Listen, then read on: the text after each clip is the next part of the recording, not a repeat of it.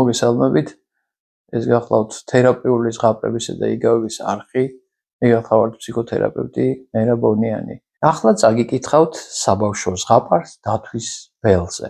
ეს ზღაპარი ეჭიანობის თემას უკავშირდება, რომელსაც ადგილი აქვს მაშინ, როცა ოჯახში ახალი სიცოცხლე იბადება. ეს არის დამოკიდებულება უფროს შვილსა და ახლად შეძენილ ბავშვს შორის. ერთ ზღაპრულ დღეში ცხოვრობდა დათვების ოჯახი.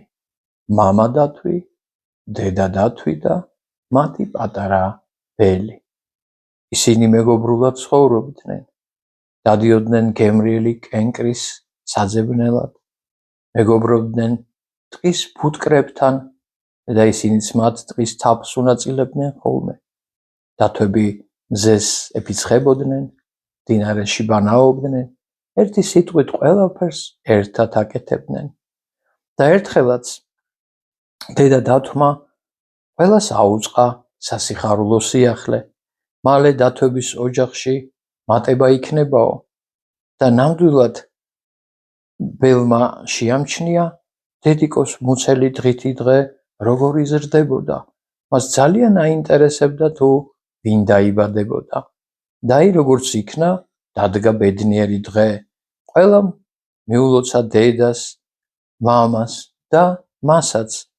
თუმცა დათვის ბელი სულაც არ აღმოჩნდა ისეთი, როგორიც მას წარმოედგინა. მაგრამ ყველაზე უსიამოვნო იყო ის, რომ შეძენილი დაიკო მუდმივად ითხოვდა ყურადღებას, განსაკუთრებით დედის მხრიდან. ცხოვრება დათვების ოჯახში შეიცვალა. ახლა კენკრის და თაფლისათვის იშვიათად დადიოდნენ ტყეში ერთად. წასვლისას დედა და მამა დათვის ბელს დაიკოს მოსავლელად უტოვებდნენ. ვერ ვიტყვით, რომ ეს მას ძალიან არ მოსწონდა, ან რთული იყო მისთვის.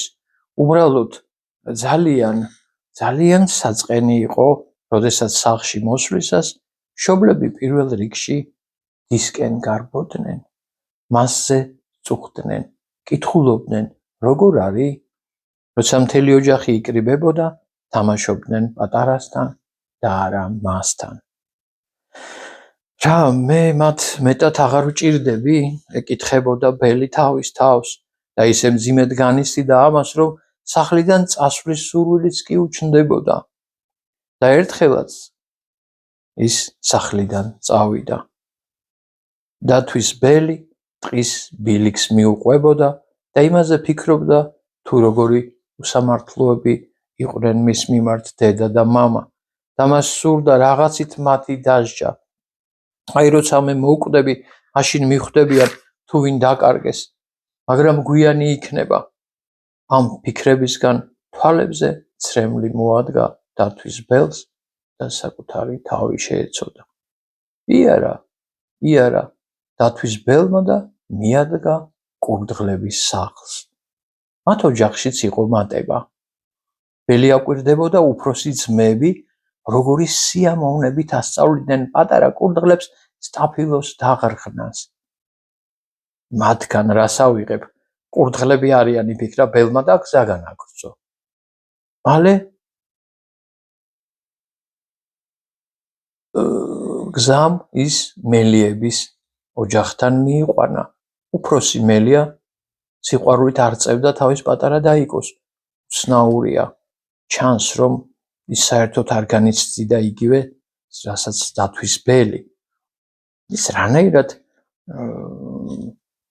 იქცევა ასე, გაიკვირვა მან. მათგან რა უნდა ავიღო? მელიები არიან და ჩვენმა გმირმა ხელი ჩაიქნია და გაშორდა იქაურობას. შორიახლოს გლების სახლი იდგა და დათვის ბელი ხედავდა უფროსი მგელი როგორი მხიარულებით ეთამაშებოდა პატარებს, ასწავლიდა მათ ნადირობას. ის ნამდვილად თვალთ მაქცობს, რომ თითქოს მოსწონს თამაში თავის უმცროს ძმასთან, იფიქრა დათვის ბელმა და გზა განაგრძო. დაღამდა, გაწვიმდა, ბელს მოშივდა. თავს ეულად და დაღლილად გრძნობდა. მას სახლში უნდოდა რომ ყოფილიყო, მაგრამ დაბრუნება არ შეეძლო. როგორ ფიქრობ, რატომ? ფეხებმა დათვის ბელი ძველ მუხასთან მიიყვანეს, რომლის ტოტებშიც ბრძენი ბუს ბუდე იყო. უხ, გაუკვირდა ბუს, შენ აქ რას აკეთებ ასე გვიან დათვის ბელო? არაფერს, უბრალოდ ვსეირნობ და მეტი არაფერი. მე დამოუკიდებელი ვარ. ეს მართალია, დაეთანხმა ბუ, მაგრამ კაჭკაჭისაგან გავიგე, რომ დედმამა მთელს ტყეში გეძებენ. არა, ისინი უბრალოდ ძილის წინ დასთან ერთად სეირნობენ, სხვა დათუნია.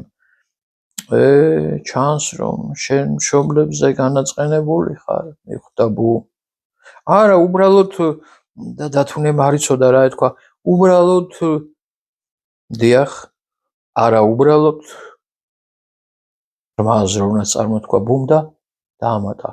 როგორც ჩანს, მე მომიწევს, რომ ერთი საიდუმლო გაგიმხილო. მართალია მე შევპირდი მამა დადს, რომ არავის მოუყვებოდი ამას. ეს რა საიდუმლოა? იკითხა ბელმა. საქმე იმაშია, რომ მას შემდეგ, რაც შენ დაიბადე, მალე ჩემთან მოვიდა მამა დათვი. ის ძალიან განაწყენებული იყო იმით, რომ თითქოს მის ცოლ დათუნიას ის აღარ უყვარდა. ახლა მას შვილი ჰყავს და მე კი მას სულაც აღარ ვჭირდებიო, ასე ამბობდა იგი. შეუძლებელია, შეხვირა დათუნიამ, მამას არ შეეძლო ასე ლაპარაკი. ასე რატო ფიქრობ? შეუძლებელია მასაც იგივე ეგზნო, რასაც მე ვგზნობ. განა შენს იგივეს გზნობ ახლა, კითხა ბუმ. დათვის ბელმა თავი ჩაქინდრა. ბრძენი ბუ დაბლა ჩამოფრინდა და ბელს ხარზე მოეხვია. ცოტა ხანს გაჩუმდა და მერე ბუმ თქვა. იცი, როდესაც პატარა ბავშვები იბადებიან, ისინი ძალიან დიდ ყურადღებას საჭიროებენ და ოჯახის ცხოვრება ძველებური ვეღარ რჩება. პატარა არსებაში საჭიროა ძალიან დიდი სიყვარულის, მოთმინების და სიკეთის ჩადება, ვიდრე ის გაიზრდება. ამიტომ მთელი ყურადღება ოჯახის წევრებისა პატარას ეთმობა, ხოლო ზოგიერთებმა, რომლებმაც ეს არ იციან, შეიძლება თავი განაწყენებულად იგრძნონ, უსარგებლოდ, ან და შეიძლება იფიქრონ, რომ ისინი ნაკლებად მნიშვნელოვანი არიან. მას ესე იგი, მე მშობლები იმ დროს მივატოვე, როდესაც მათ ჩემი დახმარება განსაკუთრებით სჭირდებოდათ? ძალიან მწვენია ამის. გზნობები, რომლითაც შენ ხელმძღვანელობდი, შეიძლება ნებისმიერმა გამოსცადოს. ხანდახან მარტივი არ არის სიყვარულის დანახვა, როდესაც შენ ნაკლებ ყურადღებას გითმობენ. წადი სახლში, შენ იქ გელოდებიან და ძალიან უყვარხარ. დათვის ბელი სირბილით გაუყვა სახლისკენ მიმავალ ბილიკს, ხოლო ბრძენი ბუ კი კიდევ დიდხანს ადევნებდა მას თვალს. როგორ ფიქრობ, ის რაზე ფიქრობდა ამ დროს? ეს ზღაპარი ძალიან საინტერესოა, იმ თვალსაზრისით ეხება უსერიოზულეს თემას, რასაც ხშირად ვაწყდებით ჩვენ თერაპევტები, როდესაც ეჭვიანობა ეწყება უფროს შვილებს, ახლად შეძენილი ბავშვის მიმართ და გრძნობენ თავს გაუფასურებლად. ამიტომ ჩვენი რჩევა იქნება მშობლებისადმი, რომ ყურადღება გაუნაწილონ უფროს შვილებსაც, რათა მათ არ იგრძნონ თავი დაჩაგრულებად, არ განიცადონ სიყვარულის და ზრუნვის დეფიციტი, რათა ეს შემდგომ არ აისახოს მათ ტრამვებში. ეს იქნება ჩვენი რჩევა მშობლებისათვის. ჩვენთვის როგორც ყოველთვის საინტერესოა თქვენი მოსაზრებები ამ ზღაპრის ირგვლივ. მოიწონეთ ჩვენი არხი და გამოიწერეთ.